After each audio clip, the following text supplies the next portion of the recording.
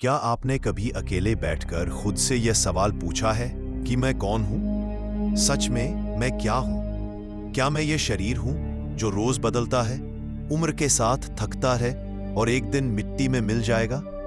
या ये मन जो कभी शांत नहीं रहता, हर वक्त या तो भविष्य में भटकता है या अतीत में उलझा रहता है? लेकिन अगर मैं ये दोनों नहीं हूं, तो फिर मैं कौन हूं? और जो ये सवाल पूछ रहा है, वो कौन है? क्या आपने कभी वो पल महसूस किया है जब आप बाहर से खुद को देखते हैं, जैसे कोई और आपको देख रहा हो, जैसे आपके भीतर कोई दूसरा आप मौजूद है, कुछ ऐसा जो हर अनुभव का साक्षी है पर खुद कभी अनुभव नहीं बनता?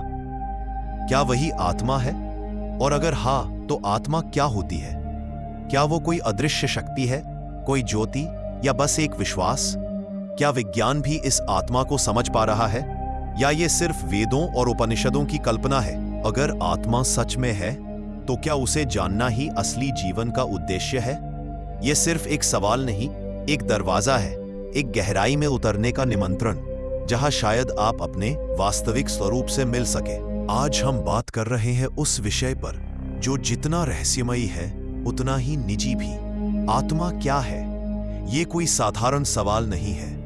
ये वो सवाल है जो हर किसी के जीवन में कभी न कभी उठता है। शायद किसी श्मशान की चुप्पी में, किसी गहरी रात की तन्हाई में, या किसी ऐसे मोड़ पर जहां जीवन थम जाता है और हम खुद से टकरा जाते हैं। लेकिन अफसोस की बात यह है कि हम अक्सर इसे टाल देते हैं या फिर किसी धार्मिक जुमले में लपेटकर भूल जाते हैं। पर क्या वाकई हम जानते हैं कि आत्मा क्या होती है? और क्या यह सिर्फ एक विश्वास है या कोई ऐसा रहस्य है जो सचमुच हमारे भीतर धड़क रहा है? वेदों में आत्मा को अहम ब्रह्मास्मि कहा गया, यानी मैं ही ब्रह्म हूं। इसका अर्थ सिर्फ धार्मिक ऊंचाई नहीं है, बल्कि एक सीधा दावा है कि हमारे भीतर कोई ऐसी चेतना है जो इस समूचे ब्रह्मांड से जुड़ी हुई है। लेकिन फिर सवाल उठता है, क्या यह सिर्फ ग्रंथों की भाषा है या अनुभव की? और सबसे चौंकाने वाली बात यह है कि अब वही सवाल आधुनिक विज्ञान के सामने भी खड़ा है। न्यूरोसाइंस आज तक ये नहीं समझ पाया कि चेतना यानी कॉन्शियसनेस कैसे पैदा होती है, और जब ब्रेन डेड हो जाता है तब भी कुछ लोग अनुभव क्यों करते हैं? क्या यह संकेत नहीं कि आत्मा कोई कल्पना नहीं, बल्कि एक हकीकत हो सकती है जिसे महसूस तो किया जा सकता है, पर पूरी तरह समझना अभी भी इंसानी सीमाओं के बाहर है? हम इस वीडियो में आत्मा को दो दृष्टिकोणों से देखेंगे, एक आध्यात्मिक जो वेदों और उपनिषदों में दर्ज है, और एक वैज्ञानिक जो मॉडर्न रिसर्चर्स और थिंकर्स द्वारा धीरे धीरे स्वीकार किया जा रहा है। हमारा उद्देश्य है कि हम इस रहस्य को समझने की कोशिश करें, बिना किसी अंधविश्वास के और बिना किसी कट्टर सोच के, क्योंकि आत्मा को समझना मतलब खुद को समझना, और शायद यही हमारी जिंदगी का असली मकसद भी है। आप देख रहे हैं एपिक विजडम, एक ऐसा मंच जहां हम आत्मा, ब्रह्मांड, प्राचीन ज्ञान और आधुनिक सवालों के बीच सेतु बनाने की कोशिश करते हैं। हमारा उद्देश्य केवल तथ्यों की जानकारी देना नहीं है, बल्कि आपको उन कहानियों, प्रतीकों और अनुभवों से जोड़ना है जो भीतर की नींद को जगा दे। हर वीडियो एक द्वार है खुद की ओर लौटने का, और आज हम जिस द्वार को खटखटा रहे हैं वह आत्मा का है। जब हम आत्मा की बात करते हैं तो सबसे पहले जहन में आता है, ये आखिर है क्या? क्या ये कोई रोशनी है, कोई ऊर्जा है, या बस एक विश्वास का नाम है? वेदों में आत्मा को नित्य, शुद्ध, बुद्ध, मुक्त कहा गया है, यानी वो जो कभी न जन्म लेती है, न मरती है, जो सदा स्वतंत्र है और ज्ञान स्वरूप है। लेकिन फिर भी हम में से ज्यादातर लोग आत्मा को महसूस नहीं कर पाते। क्यों? क्योंकि हम बाहरी शोर में इतने डूबे होते हैं कि अपने भीतर की आवाज ही सुनना भूल जाते हैं। आत्मा कोई भौतिक चीज नहीं है जिसे माइक्रोस्कोप में देखा जा सके। ये तो एक अनुभव है जिसे महसूस किया जाता है तब जब आप अकेले हो, शांत हो और पूरी तरह होश में हो। एक बार एक ऋषि से किसी शिष्य ने पूछा, गुरुदेव, आत्मा क्या होती है? ऋषि मुस्कुराए और बोले, जब तू खुद को मैं कहता है, जरा सोच वो मैं कौन है? शिष्य थोड़ी देर चुप रहा, और यही चुप्पी आत्मा की ओर पहला कदम बन गई। क्योंकि आत्मा को जानना मतलब उस सबसे परे जाना जो तुम अभी सोचते हो कि तुम हो। शरीर, नाम, जाति, धर्म, विचार, ये सब बदलते रहते हैं, पर जो इन सब का साक्षी है, जो अंदर बैठकर इन सभी को देखता है, वही आत्मा है। अब जरा विज्ञान की ओर चले।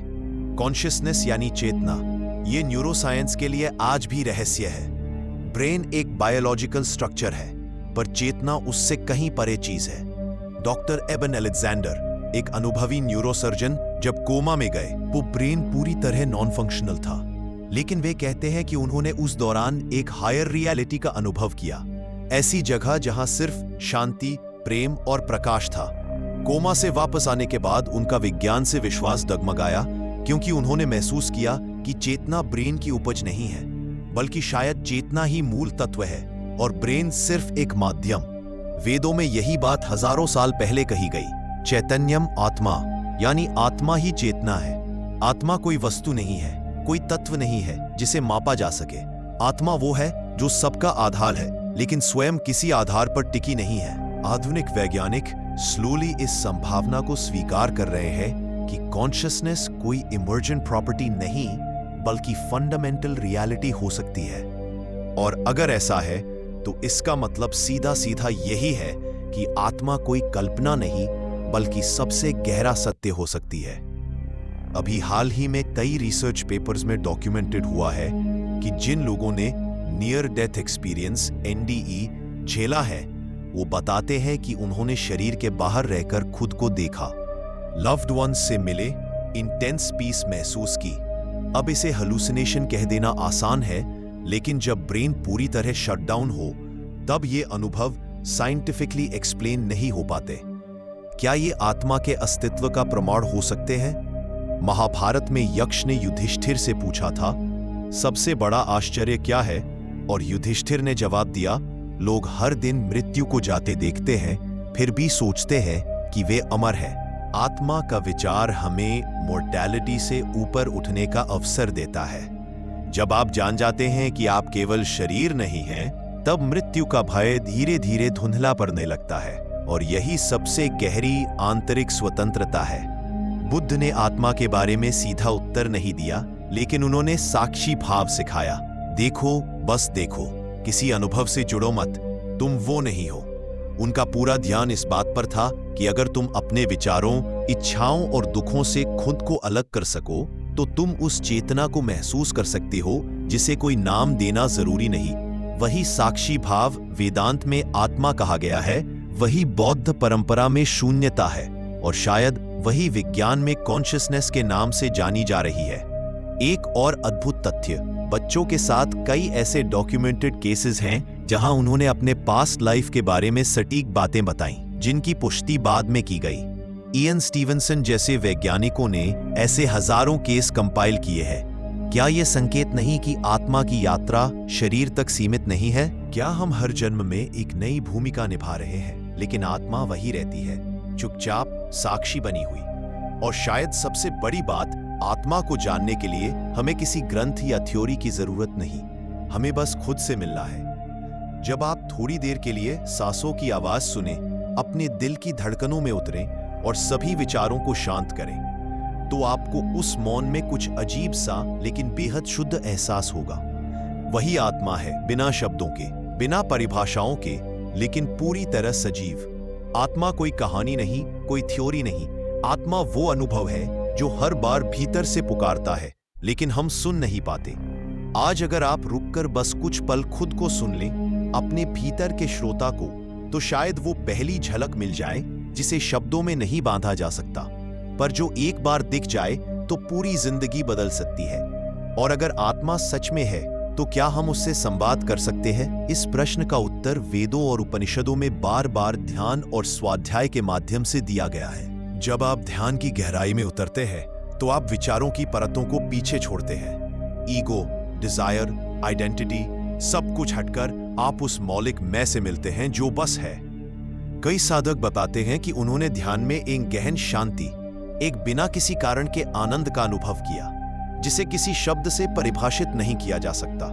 क्या यही आत्मा की उपस्थिति नहीं हो सकती? हमें यह समझना होगा कि आत्मा कोई एक्सटर्नल एंटिटी नहीं है, यह आपकी सबसे सच्ची सेल्फ है। पर आधुनिक जीवन ने हमें इतना बाहर की तरफ मोड़ दिया है। स्क्रीन्स, नॉइज, डिस्ट्रैक्शंस, कि हम अपने भीतर की उस दिव्यता को महसूस ही नहीं कर पाते। आत्मा को जानने का मतलब किसी पहेली को हल करना नहीं है, बल्कि उस मौन से परिचित होना है जो हमारे भीतर हमेशा से मौजूद है। बस हम उसकी ओर ध्यान नहीं देते। हम सब उस दिव्यता को अपने भीतर लिए घूमते हैं, लेकिन जीवन की दौड़ में उस ओर झांकना ही भूल जाते हैं। आधुनिक मनोविज्ञान भी आज इस दिशा में बढ़ रहा है। कार्ल जंग जैसे महान मनोविश्लेषक ने कलेक्टिव अनकॉन्शियस और सेल्फ की धारणा दी थी। उनका मानना था कि हर इंसान के भीतर एक शाश्वत जागरूक सत्ता है जो उसके अनुभवों से भी परे है। क्या ये सेल्फ वही आत्मा नहीं हो सकती जिसकी बात हमारे ऋषि मुनि सदियों पहले कर चुके हैं? जब अलग अलग पंथ, विचारधाराएं और वैज्ञानिक परंपराएं एक ही सच्चाई की ओर इशारा करें, तो शायद वो सच्चाई जरूर होगी, भले ही उसका नाम अलग अलग क्यों ना हो। आत्मा की खोज एक यात्रा है, बाहर नहीं बल्कि भीतर की। ये कोई अचानक मिलने वाली चीज नहीं, ये तो एक धीमी जागरूकता है जो समय के साथ गहराती जाती है। कभी कभी एक किताब पढ़ते हुए, कोई संगीत सुनते हुए या किसी शांत पल में अचानक वो एहसास होता है कि मैं शरीर नहीं हूं, मैं कुछ और हूं, कुछ बहुत विशाल, बहुत मौन और बहुत सजीव। यही पल होते हैं जब आत्मा की परछाई हमारे अनुभव से टकराती है। और यकीन मानिए, एक बार ये स्पर्श हो जाए तो जीवन वैसा नहीं रहता जैसा पहले था। तो अब जरा रुकिए, गहरी सांस लीजिए और अपने भीतर झांकिए। सोचिए, अगर हम सिर्फ शरीर होते तो ये अंतर्द्वंद क्यों होता? ये सवाल क्यों उठते कि मैं कौन हूं, कहां से आया हूं, मुझे जाना कहां है? ये प्रश्न तभी जन्म लेते हैं जब शरीर से परे कोई चेतना होती है, कोई ऐसी शक्ति जो बस देख रही है, अनुभव कर रही है, सीख रही है, बिना बोले, बिना हिले, बस शांत। कई बार हम जीवन में इतने उलझ जाते हैं, करियर, रिश्ते, समाज की अपेक्षाएं, कि हम उस मौलिक मैं को भूल जाते हैं। लेकिन कभी ना कभी जीवन हमें एक ऐसा क्षण देता है जहां सब कुछ रुकता है और वहां सिर्फ आप होते हैं, बिना किसी पहचान, बिना किसी भूमिका के। और शायद वही पल आत्मा के सबसे करीब होता है। क्या आपने कभी वो क्षण जिया है? देखिए, इस बात को कोई और हमारे लिए नहीं समझ सकता। ये ना कोई किताब पूरी तरह समझा सकती है, ना कोई उपदेश। ये तो एक बेहद निजी अनुभव है जो तभी होता है जब हम स्वयं के साथ ईमानदारी से बैठते हैं। और जब वो क्षण आता है तो एक अद्भुत शांति भीतर उतरती है, जैसे कोई भूली हुई चीज वापस मिल गई हो, जैसे किसी ने अंदर से कहा हो, तुम खुद में ही पूर्ण हो। और सच तो ये है, हम सब उस आत्मा की खोज में हैं। कोई बाहर भगवान में ढूंढता है, कोई ध्यान में, कोई प्रेम में, तो कोई पीड़ा में।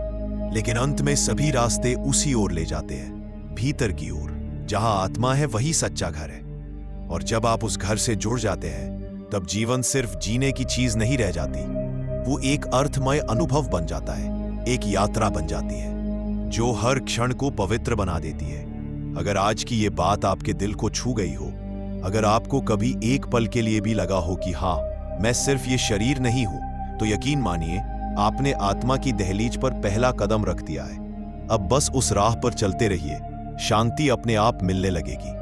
अगर इस वीडियो ने आपको सोचने पर मजबूर किया है, तो ऐसे ही और रहस्यमय विषयों और प्राचीन ज्ञान के लिए एपिक विजडम को अभी सब्सक्राइब कीजिए, क्योंकि ये सिर्फ एक चैनल नहीं, ये एक यात्रा है आपके स्व की खोज की। आपका हमारे साथ ये अनुभव साझा करना हमारे लिए सौभाग्य की बात है। हम हर हफ्ते ऐसे ही गहरे सवालों और कहानियों के साथ लौटेंगे। फिर मिलते हैं एक और रहस्य, एक और आत्मिक खोज के साथ। जय ज्ञान।